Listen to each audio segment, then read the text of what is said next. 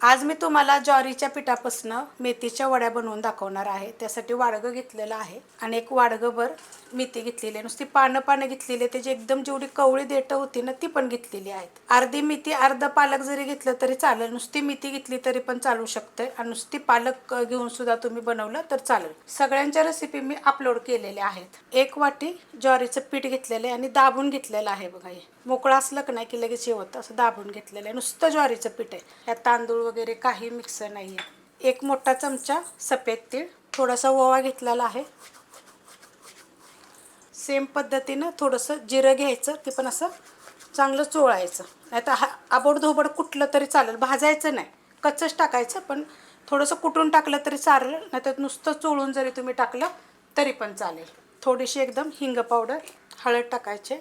ह्याच्यामध्ये एकच चमचा फक्त चण्याच्या डाळीचं पीठ घेतलेलं आहे, नाही टाकलं तरी पण चालेल आणि टाकलं तरी पण चालेल। अर्धा चमचा जिरे धने पावडर, ह्याची पण रेसिपी मी अपलोड केलेली आहे। अर्धा चमचा गरम मसाला पावडर, ह्याच चमच्याच्या मापानं ठेचा घेतलेला आहे। ह्या ठेच्यामध्ये हिरवी मिरची, लसूण, आलं कुटून घेतलेलं आहे। थोडंसं हलकंसं जिरं पण दिसत असेल तुम्हाला, ते पण मी कुटून घेतले, पण एकदम थोडंसं आहे, नाही टाकलं तरी चालेल। कच्चं टाकलं तर आपण चोळून ती पण चालू शकते। चवीप्रमाणे टाकायचं मीठ। आता जो चमचा तुम्हाला दाखवला की नाही त्या चमच्याच्या मापानं अर्धा चमचा आपल्याला ह्याच्यामध्ये लिंबाचा रस टाकायचा आहे। ह्यात टाकणार आहे मी कोथिंबीर, त्याची पण अशी बघा देठं पण घेतलेली आहेत।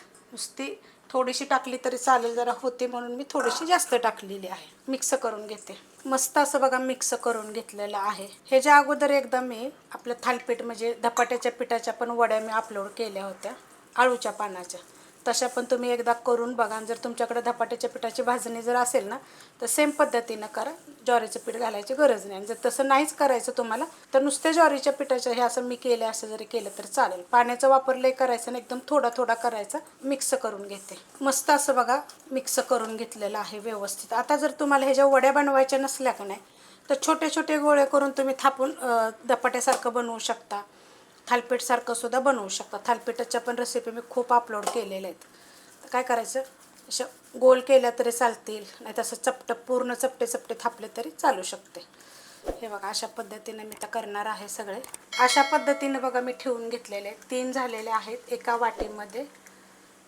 गॅस आहे मीडियम आणि कढई ठेवली आहे। कढईमध्ये मी 2 ग्लास पाणी गरम करत ठेवले, त्याच्यावर जाळी ठेवून ही आपली वडीची चाळण ठेवलेली आहे। पॅक झाकण करणारे 15 मिनटं शिजवून घेणारे मीडियम गॅसवर। 15 मिनटं शिजल्यानंतर बघा मी खाली काढून घेतलेले, थंड होऊन द्यायच्या पूर्णपणे अशा। तरी पण ह्या थोड्याशा गरमच आहेत, तरी कट करून घेणार आहे। आवडीप्रमाणे कट करायच्या। सुरीला थोडंसं मी तेल लावून घेतलेलं आहे। कट करून घेतलेले आहेत बघा सगळ्या।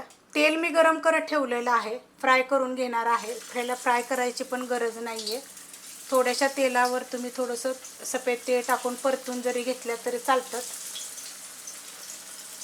पण मी अशाच पद्धतीने थोड्याशा फ्राय करून घेणार आहे। गॅस आहे मीडियम आणि मीडियम गॅसवरच मी फ्राय करणार आहे। पलटी करून घेऊया, एकदम कडक होतात बरं का, अजिबात तेल वगैरे पीत नाही ती।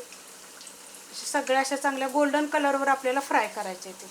शोले फ्राय केल्या तरी पण तुम्ही चालू शकतात, 8 ते 10 दिवस टिकतील। तुम्ही अशा शिजवून जरी फ्रीजमध्ये ठेवल्या ना तुम्ही, जेव्हा पाहिजे तेव्हा करून जरी फ्राय करून किंवा हे करून शोले फ्राय करून जरी खाल्ल्या तरी पण चालू शकते। फक्त फ्रीजमधनं काढून 1 तासभर तरी बाहेर ठेवायच्या। ह्या सगळ्या आता मी काय करते, असे गोल्डन कलरवर फ्राय करून घेते। मस्त बघा कलर आलेला आहे आणि एकदम कुरकुरीत। आता काय करायचं माहिती आहे का, असं साईडला लावायच्या अशा थोड्या वेळ काढून, अशा नितळायच्या चांगल्या। बघा किती मस्त झालेले आहेत। आता हे काय करते, थोड्या 2 मिनटं अशा ठेवते आणि मग काढते। नितळल्यात बघा चांगल्या, एकदम कडक आणि एकदम कुरकुरीत, बिलकुल तेलकट वगैरे नाही। थंड होऊन द्यायच्या अशा, नंतर तुम्ही तोडून बघा, खाताना पण इतकं छान लागतं आणि इतकं चविष्ट लागतं। ज्वारीच्या पिठाच्या करून बघा अशा पद्धतीनं। रेसिपी आवडली तर लाईक करा, सबस्क्राईब करा, कमेंट करा आणि शेअर बी करा।